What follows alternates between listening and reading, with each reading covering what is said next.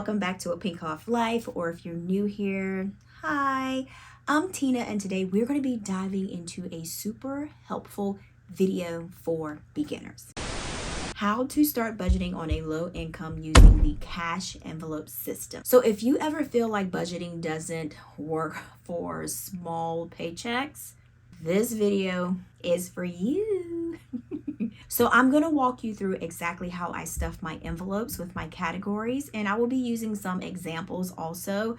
So just to kind of, cater to other categories that other people might have or you may have, and basically to stay consistent even when money is tight. So grab your notebook, y'all, and let's do this together. So let's start with why the cash envelope system does work for low income budgets. So when you're working with low income, every dollar has to be accounted for. I know that sounds like a lot and it's like you're doing too much, but that is exactly how it needs to be. The envelope system helps you see your money, control your spending, and keep you from swiping your card very easily, and it gives your money purpose. So the next thing you need to figure out is picking the envelopes that you will be using for your cash envelopes. Now, when I'm talking about cash envelope stuffing, for right now, we're not talking about the sinking funds.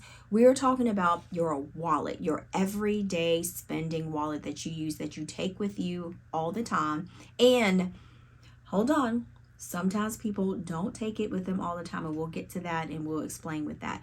But this is going to be for your everyday spending, those little splurges that you spend when you go to the store and you don't realize how much you are spending when you are swiping your card. So if you're going to get started, so just say, like, if you're going to say, hey Tina, this sounds like a good plan, let me get my notebook, let me figure this out. I'm going to start with these categories. So I'm saying you should start with either like between 4 to 6 categories, and if it's super new to you, I would say just start with 4. You know what I mean? So like, for example, you can do, so let's start with some examples. You can have like groceries, gas or transportation, utilities and bills, spending and personal, and you can also have like emergency and buffer. So those are some sporadic categories that you can just pretty much start with.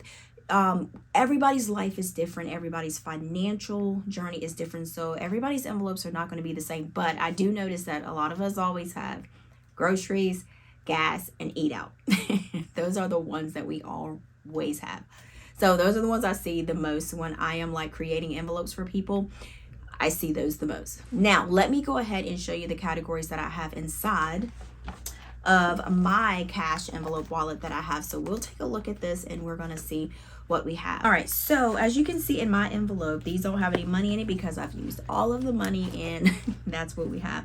So we have Joe Beans, we have Chris, we have Aiden, we have household, we have extra cash, we have bank run, we have groceries, we have gas, we have personal, and we have eat out. Start with what you actually spend money on every week. So don't worry about like beauty or having a night out right now. So what I want you to do is focus on the necessity. So now let's just kind of play with of how much to stuff. So let's say that you bring home $300 a week. So here's going to be the basic breakdown. So I'm just going to use my envelopes as an example that I have. So for my envelopes that I have, we're going to use mine as an example. So I have groceries, so that would be $160. Next, we have gas. We'll do $40 for that. So depending on how far you live from work or how often you use your car, some people even take a train, shuttle, or whatnot. Everybody's situation is different. So that is something that I want you to keep in mind, that at all times, not everybody's budget is the same. Personal, we're going to do $30. I need my money. I gotta buy me something good. Okay, back on track. Okay, so back on track. All right, so next we're gonna do Aiden. He's gonna get $20. And for eat out, we're gonna do $50. So just in case we have one of those lazy weeks where 2 days out of the week, I don't feel like cooking, I don't feel like cleaning up dishes, we're just gonna wing it, and we're gonna say that for $50. So all of this total will give me a total of $300. And your numbers might look different. Remember, I told you, keep in the back of your mind that everybody's is not going to be the same, because your priority is not going to be the same priority of what I have for what I want for my needs. So, but this method works no matter what. So however you want to break it up, you can have different amounts, but you're still going to go through saying like, I want to have 160 because I know that usually my groceries run about 150. So what I'm going to do is I'm going to take and give myself a little buffer of $10, and I'm going to put 160 in this envelope. So that should be what I need to spend. So when that money is gone, y'all gonna have to make you some ice sandwiches, some water sandwiches. You do what you got to, crackers. You do what you got to do. You do what you got to do. And if you want to, you can only stuff $5 in an envelope. If that's all you got, that's all you got, and that's what you can stuff inside of your envelope. So my thing for that, if it's only $5, if it's only $4, do it. We ain't judging around here. We ain't judging around here. No, we not. Keep this in mind. The habit, listen, keep this in mind. The habit matters more than the amount. Think about it. So now that we have it where we have our envelopes and we have how much money that we're going to be putting in there. So now how to avoid overspending. So we need to get some habits in place to avoid this overspending after we've did the hard work of figuring out how much we're going to put in our envelopes. And remember, how much you put in your envelopes is not going to be the same every single time, because things change, prices go up, different situations, different financial situations. So it's not all going to be the same. Prices go up, different situations, different financial situations. So it's not all going to be the same. Different situations, different financial situations. So it's not all going to be the same. This is going to be a hard one. Leave your debit card at home. This is going to be a hard one. This is something that is hard for me too, because I just feel like I need it. And I'm saying, what if I go somewhere and if I don't have cash, if I lose it, what am I going to do? But if you are starting out and you have a big issue with spending money and just swiping your card, because you'll be like, well, I'll just swipe it this time. I'm not worried about it. Next time I'll just use cash and I won't overspend. If you have that situation, leave your card at home. I can't believe I'm saying that to you guys. Leave your card at home, because I struggle with this one, but we got it. Leave your card at home. Now, this is another one. When I was saying that, do you have to take all your envelopes? Only take the envelopes that you need, because sometimes I noticed when I first started budgeting, just because I had the other envelopes filled with cash, like coffee, crisps for a salad, I just went because it was there and I saw it. So if you have to get gas and you have to get groceries, pull those 2 envelopes out, put them in your purse, take it with you, or put them in whatever you take, your messenger bag. Only take the envelopes that you need for that time and that day.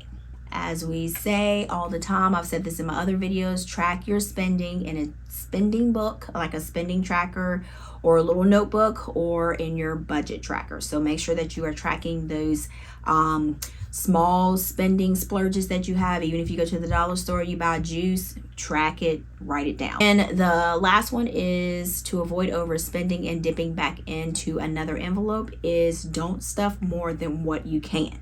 So if you only can stuff 3 envelopes and you only can start off with 3 envelopes, start off with 3 envelopes. Just because you see woo woo woo woo, or who is woo woo woo woo? And you woo woo woo. I don't even know who that is.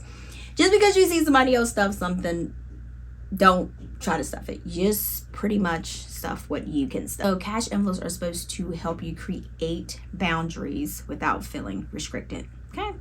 Make it nice, make it fun. Okay, so listen, now there will be weeks, I'm gonna be honest with you, there will be weeks that you may not be able to stuff much, or you may not be able to stuff any at all. That is pretty much okay. That is just the real of budgeting and actually doing the legwork. The goal is to build discipline and money awareness, not to be perfect. So we are celebrating small wins over here, even if you're just stuffing $1 in your saving.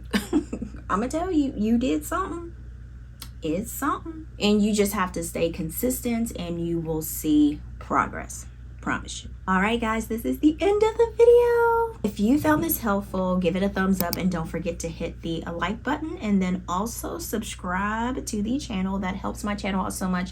Thank you guys so much, and that keeps this video rolling out for those that are just starting out cash envelope stuffing. I do post real life budgeting content every week. I try to do a little bit more videos right here on APinkeClothlife. So drop a heart emoji if you are starting your own envelope journey, or if you're already doing it and you're trying to figure out if you need to revamp things or you need to do something a different way. So I just want to say thank you guys so much for hanging out with me, with your girl. And remember, budgeting is not about being perfect. I can't stress that more enough. It's about being intentional, guys, and you got this. And then, like I always say, until next time, guys, peace.